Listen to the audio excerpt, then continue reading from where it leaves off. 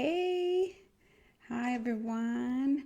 So I am waiting for Facebook to do all of its little thing before I start getting completely started. Um, my thoughts escaped me for a second.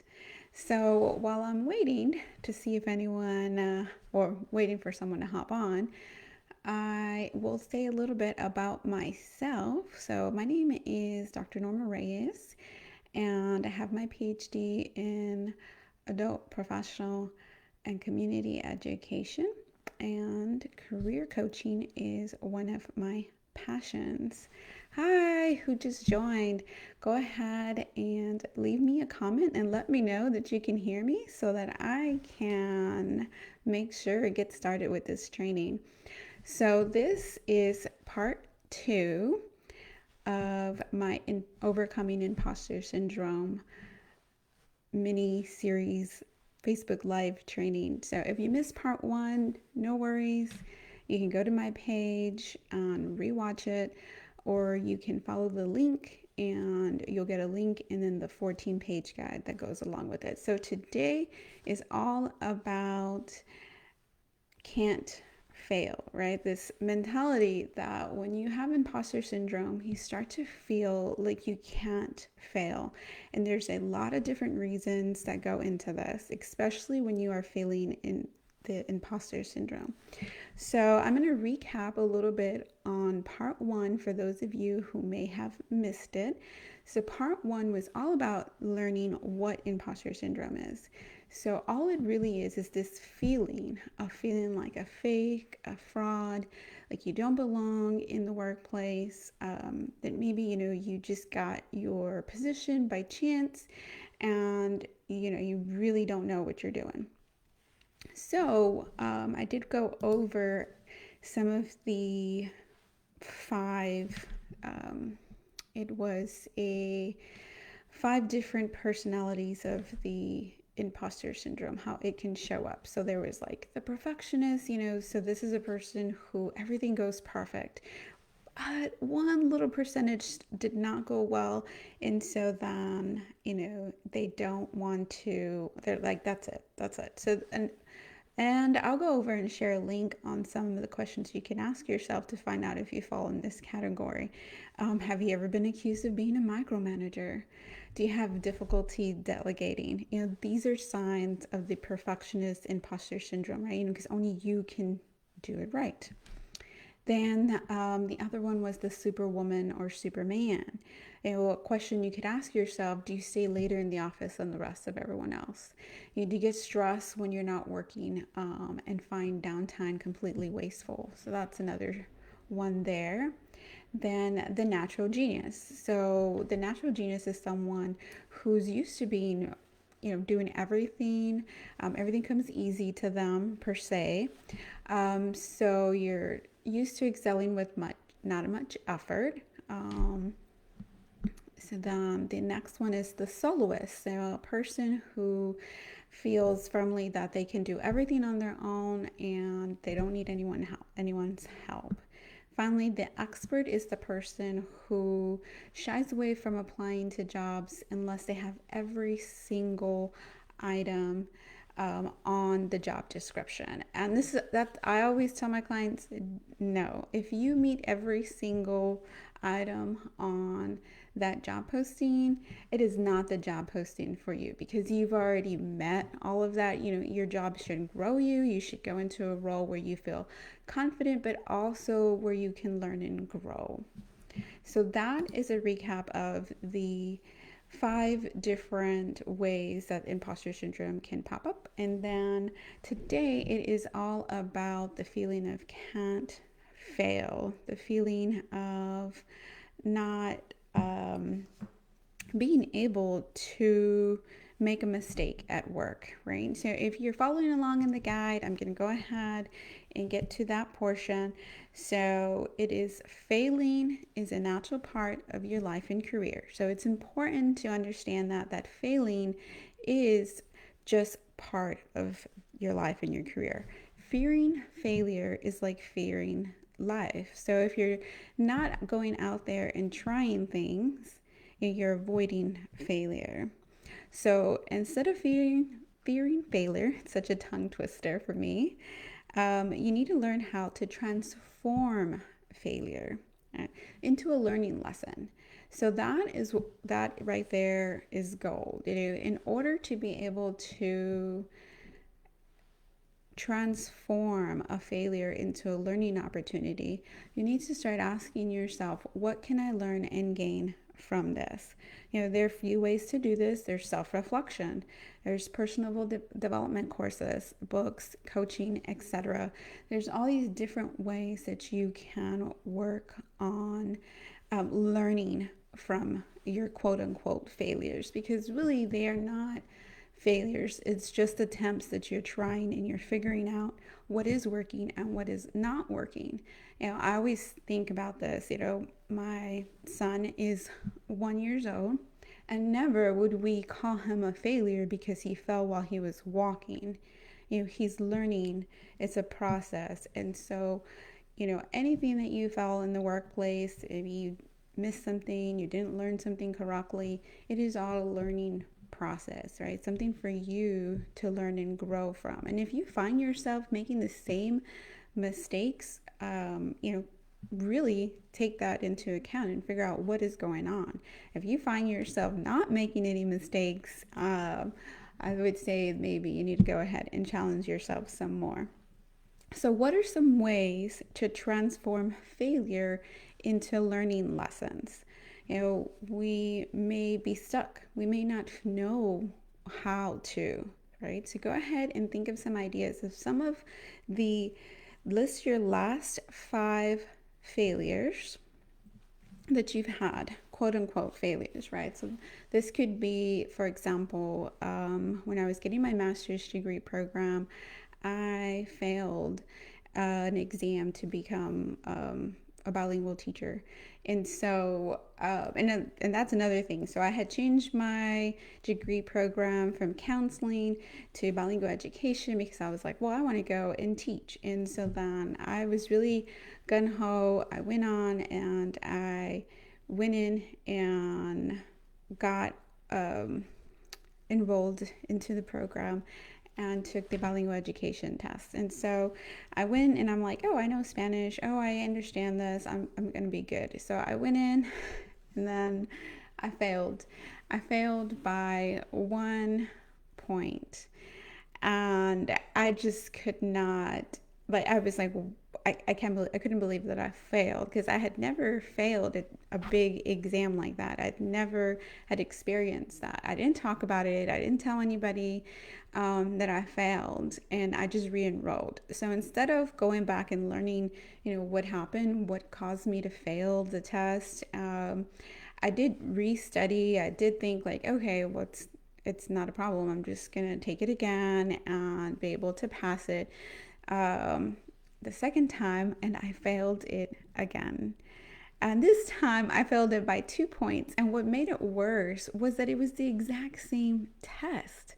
I really thought that they were going to change it, but they didn't. It was the exact same test. So I should have passed. I have no idea how I failed a second time, right? And so what I took from that was, maybe this was not the job field for me. Maybe that wasn't the direction that I needed to go, especially because I'd taken the exact same test before and I failed twice. Hey Amber, how's it going? Thanks for joining.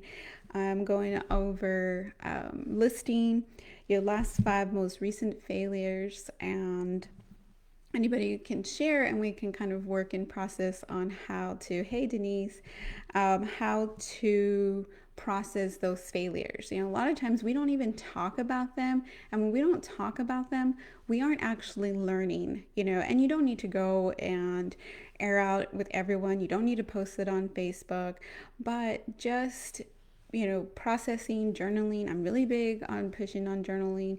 Write down, your last most recent failures. And then I want you to pick one from those and list what you learned from it. So for myself, I was talking about when I took the state exam for bilingual teacher, right? I speak Spanish, so I'm thinking, hey, I can pass this. I'm taking the classes, and I failed it by 1 point the first time I took it, and then by 2 points the second time I took it. And what I took from that was maybe that wasn't the job field for me. I didn't want to. There was a lot of different factors, and I'm not going to sidetrack on that because that would just go on forever. But if you're interested in that conversation, you can message me and I can tell you guys all about what I learned in that experience. And really, that's what today is all about. So, transforming every failure that you have into a learning lesson. Was your learning lesson to know whether you needed to slow down, whether you needed to decide whether something was really for you or not?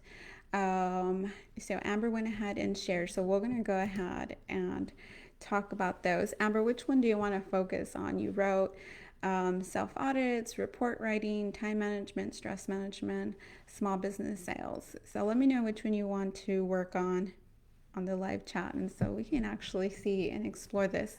So as I'm saying, guys, the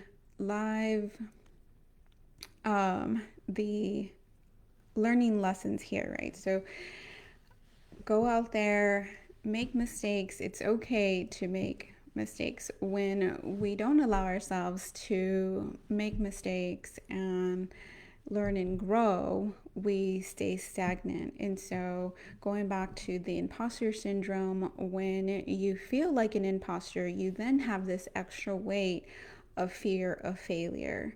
You then question everything that you've done up until that point. Can you really think clearly when imposter syndrome is clouding your judgment? Right? So I had you all list your 5 most recent failures and then explore what you can learn from it. When's the last time you explored your last 5 failures? Probably not. We kind of focus a little bit more on our successes, which is great. I absolutely think you need to go back and list your last 10 successes that you've had, because of course it's real easy to focus on the negative sometimes, but you will see that your successes are probably really connected to your failures. So, for example, for myself, I switched programs from counseling in my master's degree and then to bilingual education. Then I failed those tests and I was embarrassed and I went back to counseling. But I really found that my passion is in counseling and working with adults and working in career development. But it took some steps to get there. It wasn't like quickly, it wasn't like I acknowledged it right away. I was really embarrassed. Failing a task is really embarrassing. Spending, like, I don't remember how much the exam was, $200. So spending $400 twice, and then never talking about it again. So, those are things you have to go back and recognize. Okay, well, it was navigating you. It was showing you, when you fail at something, there's, again, I'm going to go over 3 of the things that you should think about. Did you fail? Was it, something you could change to improve next time? Did you fail because maybe you should be heading in a different direction? Or finally, did you fail because you just weren't prepared for whatever the challenge was? And all those 3 are all about learning and growing. Okay, so Amber, you said you wanted to talk about small business sales, so failing. Can you explore that a little bit more? What do you feel you're currently failing at? And then what can you learn from it? Anyone else that wants to share and add or have any questions about failing and getting over this can't fail part in the imposter syndrome? Remember, imposter syndrome keeps you feeling like you can't fail, because if you do, then it will prove to you and everyone else that you don't belong, that you're fake, a fraud, that you really don't know what you're doing. And really, acknowledging your failures and asking for help and kind of overcoming those 5 different personalities. And I'll go ahead and post a link and share more information on those 5 personalities and kind of how to work through some of the imposter syndromes specifically for each of those. You may embody all of them or some of them, and it just really depends on where you are in your life and which one. Because I know I can see each of the different types of imposter syndrome and have seen where I have fallen on those. Okay, so engaging your audience to sell the product, that is amazing, but so many people are hesitant to try. So you're saying you're failing at engaging your audience and to sell the amazing product that you have. So can you tell me what is a learning lesson you can gain from that? So engaging an audience can be really difficult, especially when imposter syndrome comes up, right? You become less willing to put yourself out there because you start second guessing yourself. You start judging yourself very harshly, especially if you haven't had the sales that you want, right? You start to think like, what did I do? I just wasted my money. I invested in this small business for myself and now I have nothing to show for it. Or, these circular thinking that goes on, right? And the thing is, a business in itself is difficult to bring up on its own. If you are a small business who's in direct sales, then you have a little bit of an advantage because a lot of it's already like built out for you. And you have a support team that is around you. You have a person above you that can help you along. But that fear of looking like you don't know what you're doing, that fear of asking for help, the fear of, feeling like you got to do everything by yourself and not wanting to delegate, then that keeps you boxed in. And then you find yourself not moving forward, because you don't want to fail, you don't want to ask for help, and then you'll get in that area where you're not succeeding because you're not engaging for whatever reason. There's a lot of different reasons why an audience might not be engaging, and we can explore that one-to-one later, Amber. But when you're in direct sales that way, there is a lot of supports built in. If you're a small business on your own, you don't have as many supports where the brand already exists. So you got to build your brand and you got to invest in the business. So if you have a business or in your career, you have to invest in it. And this can be, reading books. This can be buying small course programs that you feel will fill the need that you need. But it's always about learning and growing and exploring different things. When we get stuck on, oh, I don't want to try this. I don't want to try that course, or I don't want to try that book because what if it doesn't give me the result that I want? We get stuck there. And that is another way that we are keeping ourselves from succeeding. So I have a YouTube video talking about persisting or resisting. And if you're not persisting on something and if you're not moving forward with any type of goal, then you are actively resisting. And each of these, the failing is not failing unless you didn't learn from it. If you didn't take the time to figure out what is going on, what is really going on, perhaps her audience isn't engaging because there's a lot more things going on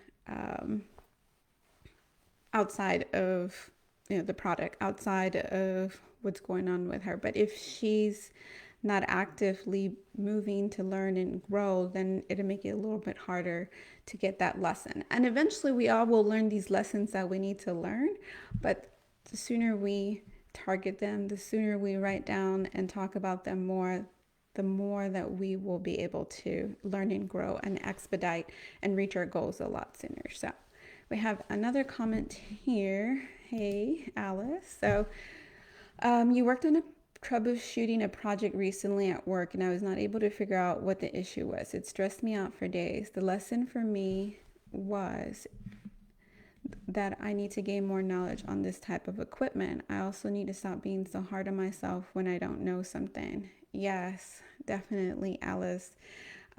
We expect ourselves to be like Google sometimes. And when we come across a new challenge, especially if you've been doing something for a long time and you encounter something new, you get used to not having to think so much. So when you get a new challenge, it can become really difficult to realize, like, hey, I need to go back to square one on this.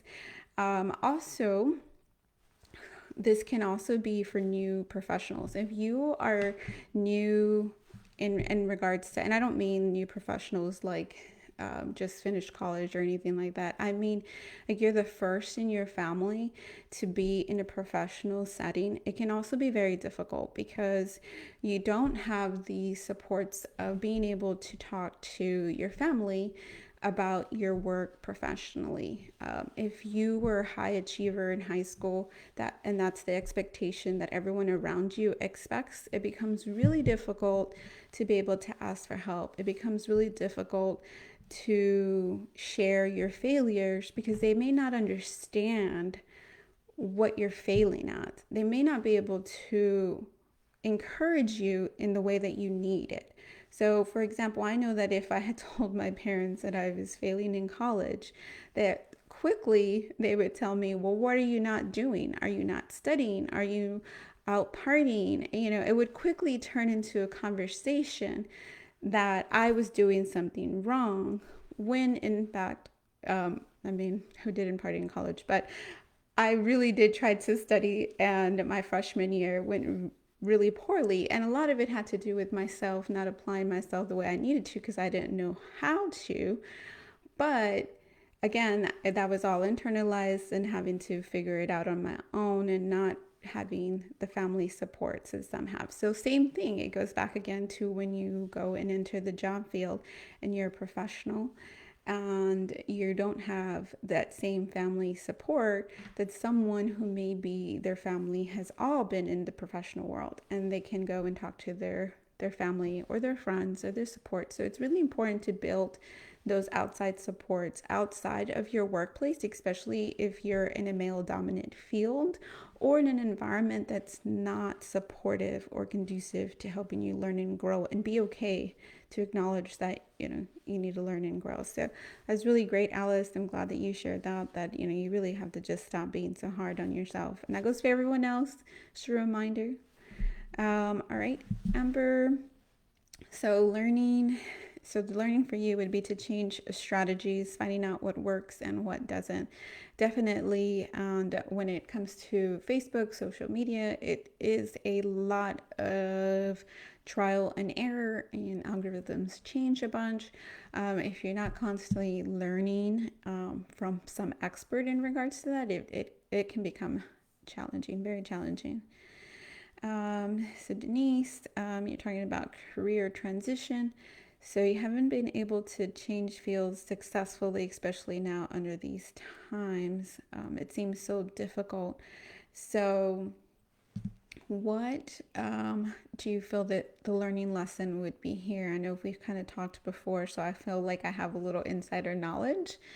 And I can share that here. Sometimes when we don't have a successful career transition, it can stem from us not being ready to move forward or let go. I know for myself, I will talk about this on the next one. So, kind of a little teaser there, because the next one is going to be about finding the opportunities. So imposter syndrome gets you to feel like you have no luck and everyone else is having all these great opportunities, but you're not. So that's what part 3 will go over, niece, and I will explore that a little bit more, why it feels like that. Okay, and then the next one here, it's a really nice way to phrase it and make an example out of that. Speaking to a person that doesn't understand or that isn't supportive of your failure is a game changer. Yeah, definitely. It can really make you feel even worse when you're talking to someone that just doesn't understand it. So you got to build, really good career or whatever support group that you need. Doesn't matter if it's it's small business support group or something in regards to your career, and where you could explore and not feel judged for whatever happened, because everyone has failures. There's things that we encounter. So definitely, if you guys are interested, you can join my group. All right, and graduated this May and haven't been able to transition into my professional field. So that also will go into what I'll be discussing on Thursday, and how to look for the opportunities, and maybe why we're not seeing some of the opportunities that are out there. So it's a lot of layers to go, right? Which all of this is a lot of layers. It's a lot of information to go over. And imposter syndrome, is in the base of all of this. It's that inner feeling of like, maybe we're not enough to be able to do XYZ. We don't have enough knowledge to, apply for a certain job. Or even worse, when we feel like we can't possibly fail, because if we do, it'll expose us. So that's all I have for today. If you guys have any more questions before I end this live, feel free to comment so that I can answer your questions. Reminder that Thursday I will be having part 3, and that'll be the end of this 3-part series, and that will be the feeling of having no luck and how to have more luck in your life, more luck in your career. And if you missed part 1, you can rewatch it on my Facebook page, or you can also follow the link that's somewhere here. And if you do follow the link, you'll get a 14-page guide to help you explore all the different things that we talked about. So you can print it out, follow along, and rewatch these. It's really, really important to rewatch the information, because if you have distractions going on, or it's all new information for you, you haven't really explored it before, you may find that you're like, oh, I missed this the first time. So it's really good to rewatch it and kind of sink in and get into a new career mindset for yourself. Develop new habits to be able to help you learn and grow. Because remember, what got you where you are now isn't going to get you to the next level, isn't going to get you to the next phase. Thank you, everyone. I really appreciate you coming and joining me live. I will see you guys on Thursday at, I think I have it down for 6 p.m. CST. If I said it wrong, I will make sure to comment on there. Thank you all. Y'all have a great rest of your afternoon.